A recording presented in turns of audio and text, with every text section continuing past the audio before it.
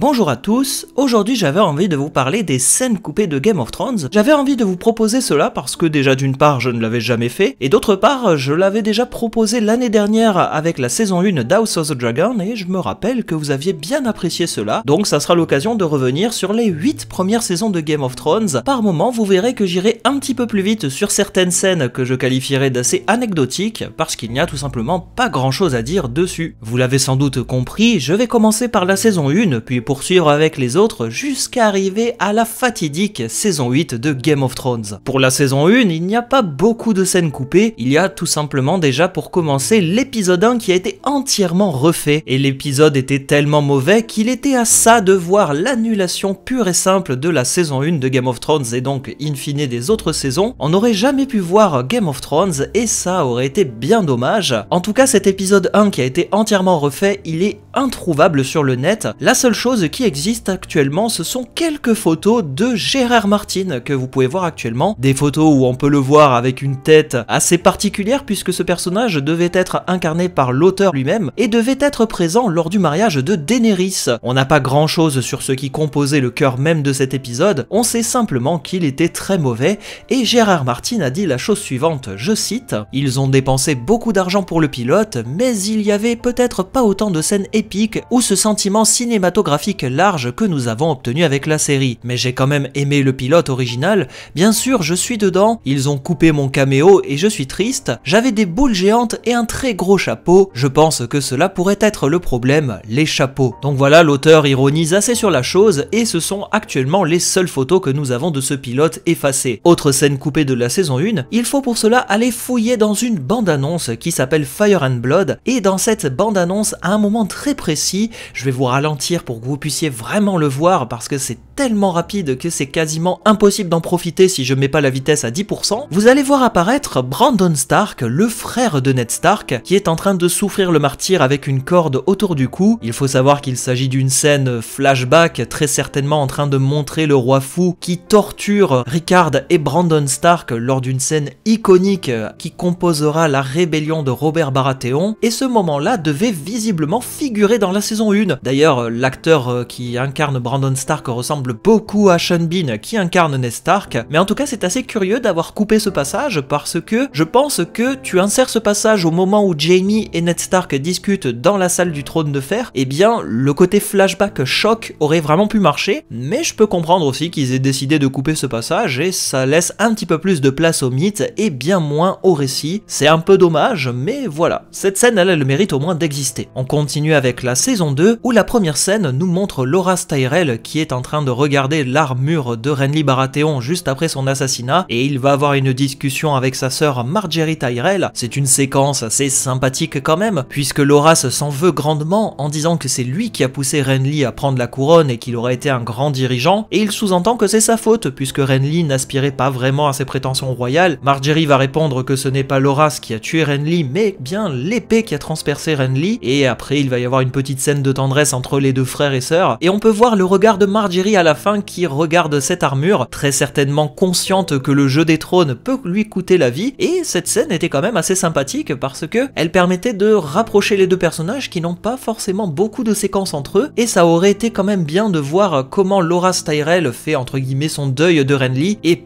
pourquoi ensuite il va porter l'armure de Renly lors de la bataille de Blackwater Bay, une séquence qui n'était pas forcément indispensable mais qui rajoutait un petit peu plus de consistance au personnage de Loras et Margaery Tyrell. Poursuivons avec une autre séquence où Sandor Clegane rattrape la belle Sansa Stark dans les couloirs de Port-Réal, et là où c'est pas mal c'est qu'en fait Sansa elle est un petit peu sur la défensive. Tout d'abord elle se fait littéralement limite agresser par Sandor Clegane qui lui demande de chanter une chanson avant de lui dire qu'il n'est pas un sœur mais qu'il est tout simplement un chien aux ordres des Lannister et du roi. Et là où c'est intéressant, c'est que Sansa à un moment elle va s'affirmer et on dirait un petit peu qu'elle va même choquer Sandor Clegane par sa réaction. Avant d'être sauvée in extremis par Tyrion Lannister qui chasse Clegane, on voyait que Sansa, certes elle souffre de sa relation continuelle dans le trône de fer avec le roi Joffrey Baratheon et tous les autres personnages qui gravitent autour du pouvoir qui n'arrêtent pas de la traumatiser, et là où c'était quand même pas mal c'est que cette séquence elle donnait un peu plus d'affirmation à Sansa. Je Je pense que c'est peut-être pour ça qu'elle a été supprimée. Ils se sont dit que le fait qu'elle soit à chaque fois sauvée par Tyrion, eh bien ça va réduire encore une fois la puissance de la séquence où Tyrion va la sauver devant le trône de fer, et je peux totalement comprendre qu'elle ait été coupée pour justement augmenter l'impact de la future séquence. La prochaine séquence coupée, pour moi, c'est une erreur de casting. Il aurait fallu clairement que cette séquence soit dans le montage final. C'est tout simplement un échange entre Varys et Peter Baelish, et cet échange il est quand même intéressant puisque déjà Baelish va toucher le trône de fer, montrant par cet acte quels sont ses objectifs, et là où c'est intéressant c'est que Varys, eh bien lui, il ne monte pas vers le trône de fer, il reste en arrière, et là où c'est la masterclass, c'est que Varys va lui dire tout simplement félicitations, vous êtes nommé seigneur d'Harrenhal, bravo à vous, c'est un très bel accomplissement. D'ailleurs, est-ce que vous savez que Harrenhal,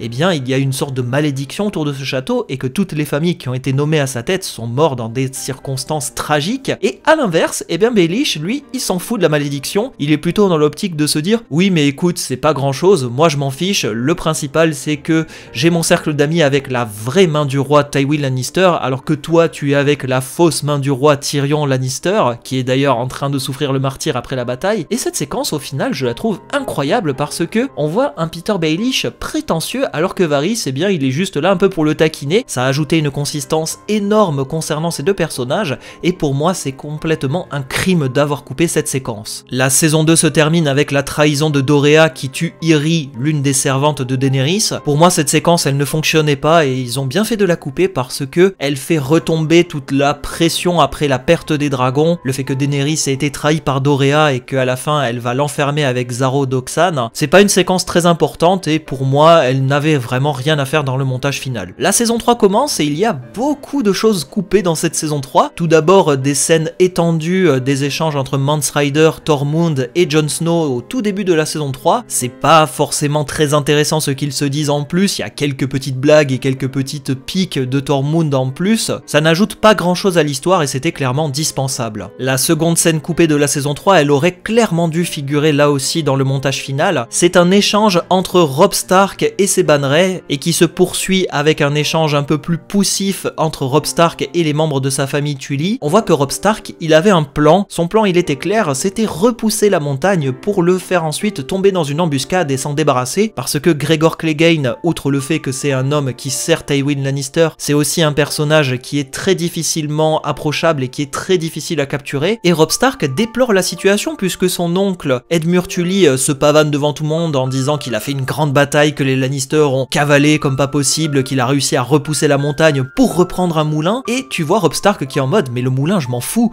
combien d'hommes le moulin nous a coûté? Et là t'as Edmure qui lui dit 208 hommes, et qu'est-ce que ça nous a apporté? Un moulin et juste Martin et Willem Lannister. Robb Stark il explique que l'impatience de Edmure Tully a fait basculer la bataille et que cette bataille, eh bien c'était un échec quand même si sous couvert d'une victoire pour récupérer un moulin c'est une défaite pour Robb Stark puisqu'il a perdu des hommes, et que les hommes c'est précieux. C'est très important cette séquence et pour moi elle aurait clairement mérité d'être dans le montage final puisque on voit que Robb Stark il est dans une guerre d'usure avec Tywin Lannister, à l'inverse du lion qui est quant à lui bien plus passif et qui attend sagement que le loup fasse un faux pas. La prochaine séquence coupée, beaucoup disent que c'est un scandale. Eh bien, je vais peut-être vous choquer, mais pour moi, ça n'est clairement pas un scandale qu'elle ait été coupée. Au contraire, cette séquence, elle n'apporte rien. En fait, c'est un échange entre Maestre Pycelle et Tywin Lannister à Port-Réal, et Maestre Pycelle vient dire à Tywin qu'il est triste depuis qu'il n'est plus au conseil restreint, puisqu'il ne peut plus le servir, et Tywin Lannister lui dit très simplement « Mais pourquoi je devrais annuler les décrets qu'a fait mon fils? Après tout, vous avez comploté plus ou moins contre lui, alors qu'il était la main du roi. » Et là, Pycelle, il bégaye comme pas possible, mais cette séquence, elle ne montre pas grand chose parce que Pycelle, d'un coup, il va se réaffirmer, il va se mettre droit comme ça, et il va lui dire, écoutez, qui c'est qui a ouvert les portes de Port-Réal pendant que le roi fou était enfermé?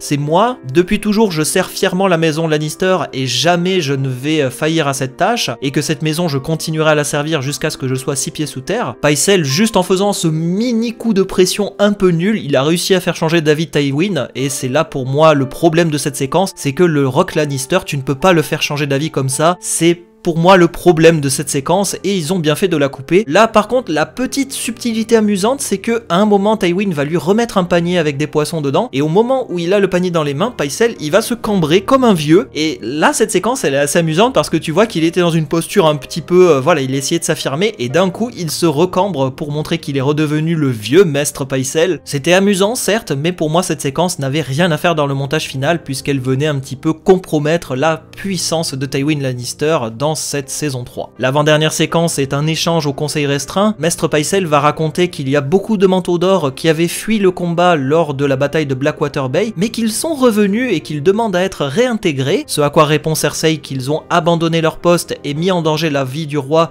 et que de fait ils devraient être tués, et Varys va un petit peu tempérer en disant que oui, c'est vrai, il mériterait d'être tué, mais soyons plus tactiques, envoyons-les au mur, puisque si vous avez lu les rapports, il y a un certain Mance Rider qui est en train de rassembler une gigantesque armée de sauvageons au-delà du mur et qui risque d'attaquer le mur. Et là où c'est pas mal, c'est que Tywin va dire, au final ils attaquent le mur, puis après ils vont se heurter aux Stark et aux Greyjoy, donc au final c'est pas mal, et on devrait limite envoyer un émissaire là-bas pour discuter avec Mance. Et Tyrion va répondre, oui ça serait pas mal d'envoyer au final ces hommes au mur, et ils en ont grandement besoin, et Cersei répond avec une pique dont elle seule a le secret, en proposant à Tyrion d'aller parlementer avec Mance Rider, puisque visiblement sa charge au conseil restreint ne l'intéresse pas plus que le sort des gardes au-delà du mur, une séquence relativement importante qui pour moi aurait mérité de figurer dedans, ne serait-ce que pour voir cette petite pique entre Cersei et Tyrion d'une part. Et la saison 3 se clôture avec cette scène coupée de Jon Snow qui marche parmi les sauvageons, épée à la main peut-être pour s'enfuir, et au final il fait demi-tour et se recouche à côté de Ygritte.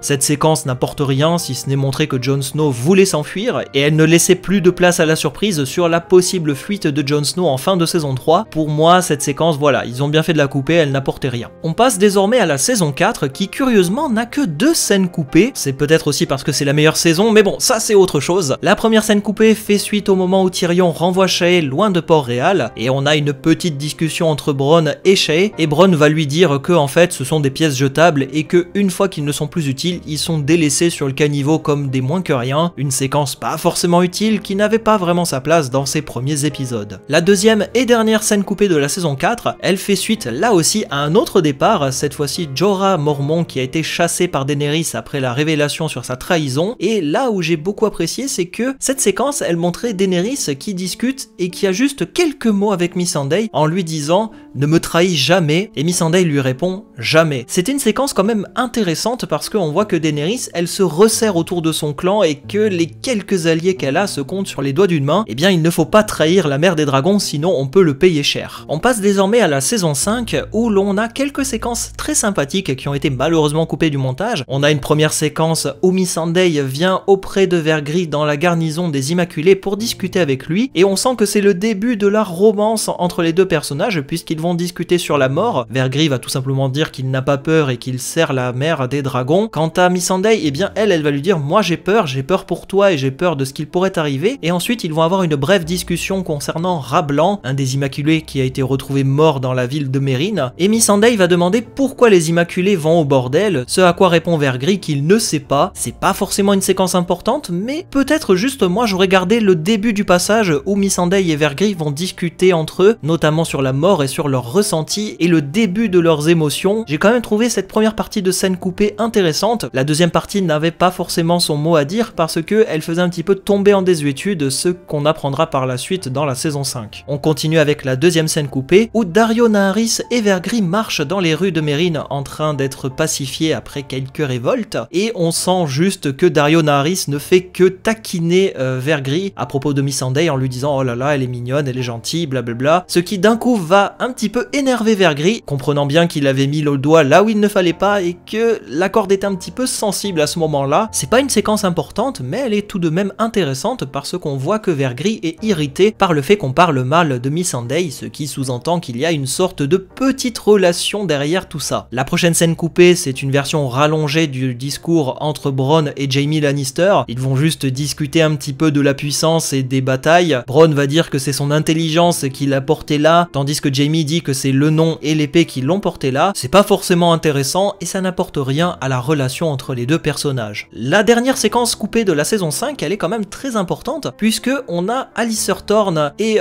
Tormund qui discutent. D'ailleurs, Alistair Thorne est très critique vis-à-vis de Tormund en lui disant ça va, t'as bien mangé, t'as le ventre rempli, moi j'aurais préféré mettre la bouffe sur ta tête. Et là Tormund lui dit ouais bah si tu peux pas c'est parce que t'es pas le chef. Et là t'as Alistair Thorne qui se barre et tu vois qu'il est énervé par la situation parce que on voit Alistair Thorne complètement frustré par le fait qu'il n'est pas au pouvoir, alors que Tormund quant à lui est sous la protection de Jon Snow, le Lord Commandant, ce qui là montre vraiment peut-être le point de départ et le fait que eh bien Alistair Thorne derrière il va trahir Jon Snow. Donc cette séquence pour moi elle était quand même importante et elle aurait mérité de figurer dans le montage final. On attaque la saison 6 où il y a quelques séquences coupées mais pas beaucoup. Cette scène est une suite directe du départ d'Ed après la découverte du corps de Jon Snow, où il va marcher dans Château Noir avec Fantôme pour aller le nourrir et il va trouver Alistair Thorne et les autres révoltés qui vont lui dire que cet animal il devrait rester enfermé et Ed va lui dire c'est un animal, il ne peut pas rester enfermé, au contraire il faut aller le nourrir parce qu'il a faim, et Alistair Thorne va lui répondre que oui effectivement c'est un animal sauvage et qu'il faudrait ouvrir le tunnel et le laisser retourner de l'autre côté du mur, et Ed lui dit faites-le vous-même, ce à quoi Fantôme montre tout simplement ses dents. Et là où elle était intéressante cette séquence, c'est qu'on a bien compris que Ed il n'était pas dupe, il sait très bien que c'est Alistair Thorne qui est derrière la mort de Jon Snow. Une séquence intéressante mais pas forcément dispensable, même si pour moi elle aurait peut-être mérité d'être dans le montage final. La deuxième scène coupée par contre, elle aurait clairement dû être dans le montage final, puisque c'est un échange entre Olenna Tyrell et son fils Mace Tyrell, alors qu'ils sont en train d'être transportés en litière dans les rues de Port-Réal, et Olenna va ouvertement critiquer son fils et lui faire comprendre qu'il n'a rien compris au jeu des trônes, que Cersei l'a envoyé à Braavos pour l'éloigner le plus possible du trône, et qu'elle avait même mis des gardes royaux autour de lui pour s'assurer qu'il ne se barre pas, et Mace Tyrell apparaît comme un abruti complet derrière sa mère. Et là où c'était pas mal, c'est que Olenna lui répond qu'elle a été invitée par la main du roi Kevan Lannister au conseil restreint, très certainement pour essayer de trouver comment sortir ses petits-enfants de la mauvaise posture dans laquelle ils sont. Cette séquence est quand même pas mal parce que c'est peut-être l'une des seules fois où les deux personnages vont essayer d'échanger entre eux, et j'ai quand même trouvé cette séquence importante, ne serait-ce que pour montrer les rapports de force au sein de la maison Tyrell, et Olenna s'affirme encore plus parce qu'elle cherche à tout prix à récupérer ses petits-enfants. La dernière scène coupée de la saison 6, c'est la grande pièce de théâtre que regarde Arya Stark à Braavos. C'est en réalité toute la pièce de théâtre qui rappelle l'histoire de Game of Thrones, mais d'une manière parodique, comme une farce médiévale. Pour moi, cette séquence, elle était pas très intéressante, et ils ont bien fait de la couper et de montrer quelques séquences de temps en temps pour un petit peu plus dynamiser tout ça, et montrer que Arya, eh bien, elle regarde le Game of Thrones, mais d'une manière parodique, et qu'elle sait que l'histoire ne s'est clairement pas déroulée comme cela. On attaque l'avant-dernière avec la saison 7 de Game of Thrones, et la première scène coupée, c'est un échange entre Daenerys et Tyrion, et pour moi cet échange, il aurait là aussi dû figurer dans le montage final, puisque Tyrion va un petit peu discuter par rapport à la loyauté. Daenerys va même remettre un petit peu en question sa loyauté en lui disant bah ouais vous êtes loyal, mais en face vous avez quand même la famille Lannister qui est votre famille. Et Tyrion lui répond très simplement oui il y a Cersei, mais depuis que je suis né Cersei cherche à me tuer et je serais heureux de lui rendre l'appareil. Et lorsque Daenerys dit et votre frère, là on voit qu'il y a un petit moment de doute de Tyrion qui va répondre qu'il aime son frère mais qu'il a fait son choix et que lui aussi a fait son choix. Donc on sous-entend que il adore son frère, il déteste sa sœur, mais qu'il devra faire les choses le moment venu. Et c'est pas trop mal parce qu'on voit que Daenerys elle doute un petit peu de ces sujets, mais que Tyrion se réaffirme un petit peu plus. Donc pour moi c'était une séquence très importante qui aurait mérité d'être dans le montage. La deuxième scène coupée est une version rallongée du moment d'échange entre Sam et Ver d'une part, et cette dernière va raconter quelque chose sur sa vie passée, notamment un moment où Craster, qui était bourré avant de devoir se débarrasser d'un de ses fils, va dire au petit garçon la chose suivante: allez maintenant il est temps de rencontrer tes frères. Une scène qui a sa petite importance et qui donne un petit peu plus de contexte à l'histoire de Ver et de Craster, puisque je vous rappelle qu'une partie des enfants de Craster sont devenus des marcheurs blancs, et Ver se demande si les quelques marcheurs blancs qui étaient autrefois ses frères se rappellent être ses frères. Donc là ça sous-entend un petit peu qu'il y a toute cette question de l'histoire des marcheurs blancs, et pour moi cette séquence aurait mérité d'y être parce qu'elle apportait un peu plus de contexte à l'histoire de Ver et de Craster, et in fine de celle des marcheurs blancs. La dernière scène coupée de la saison 8 nous montre Varys qui retrouve une de ses petits oiseaux très las, et lors de cet échange ils vont discuter rapidement du retour de Varys à Port-Réal. Varys va lui dire que c'est bien d'avoir un ami en d'autres termes Qyburn, mais que c'est encore mieux d'avoir d'autres amis, c'est-à-dire lui, et cette séquence elle était intéressante puisqu'elle aurait dû figurer parmi cette grande guerre d'espionnage qui opposerait d'une part Qyburn et Varys de l'autre, et malheureusement on n'a pas vu ça dans les prochaines saisons de Game of Thrones, mais en tout cas cette séquence était pas mal parce que on voit un échange entre deux espions, ce qui est assez rare dans les dernières saisons de Game of Thrones. Et enfin la saison 8 qui comporte pas moins de 5 séquences coupées. On n'arrête pas de dire que la saison 8 était beaucoup trop rapide, mais malgré cela ils ont quand même trouvé les moyens de couper des séquences. On commence tout d'abord avec une scène coupée où Daenerys et Jon Snow visitent les tranchées qui sont en train d'être creusées devant Winterfell, et lors d'un petit passage devant une tranchée où il y a des Immaculés et soldats Stark, eh bien les Immaculés vont se mettre au garde à vous et le soldat Stark va cracher de l'eau, preuve en est que Daenerys n'est clairement pas appréciée par ses homologues du Nord, et là où c'est pas mal, c'est que cette séquence montrait que Jon Snow est critiqué, mais aussi que Daenerys n'est pas appréciée, et que cette alliance, eh bien, elle est un petit peu subie plutôt que voulue, et pour moi cette séquence, elle apportait un peu plus de grain à moudre à la future pseudo-guerre entre Jon Snow et Daenerys